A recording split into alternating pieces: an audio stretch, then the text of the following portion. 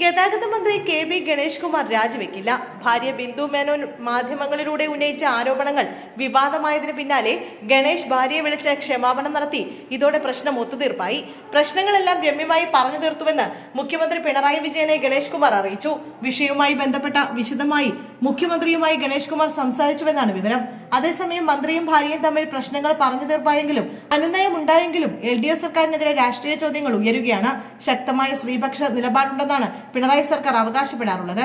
എന്നാൽ ഗണേഷിന്റെ കാര്യത്തിൽ എന്ത് നിലപാടെടുത്തു എന്നത് സർക്കാർ വ്യക്തമാക്കേണ്ടി വരും. അതുകൊണ്ട് തന്നെ ഗണേഷിനെ മന്ത്രിസഭയിൽ ഇരുത്തിക്കൊണ്ട് മുഖ്യമന്ത്രിക്ക് ആ സ്ത്രീപക്ഷ അവകാശവാദം ആവർത്തിക്കാനാകില്ല. വീട്ടിൽ കയ്യേറ്റമുണ്ടായെന്ന് 112 വിളിച്ച മന്ത്രിയുടെ ഭാര്യ പരാതിപ്പെട്ടപ്പോൾ വന്ന പോലീസ് കുടുംബ പ്രശ്നത്തിൽ ഇടപെടലെന്നറിയിച്ച് മടങ്ങുകയായിരുന്നു. മുഖ്യമന്ത്രിയുടെ മകളെ വിവരം അറിയിച്ചെന്ന വെളിപ്പെടുത്തലുമുണ്ടായി. പരാതി ഒത്തുതീർപ്പാക്കുമ്പോഴും ഒരു ഇടപെടലും ഉണ്ടായിരുന്നില്ല. അതേസമയം ആരോപണങ്ങളും വെളിപ്പെടുത്തലുകളും വിവാദമായിട്ടും മന്ത്രിയായി ഗണേഷ് തുടരുന്നതിൽ മുന്നണിയിൽ CPIക്ക് ഉൾപ്പെടെ എതിർപ്പുണ്ട്.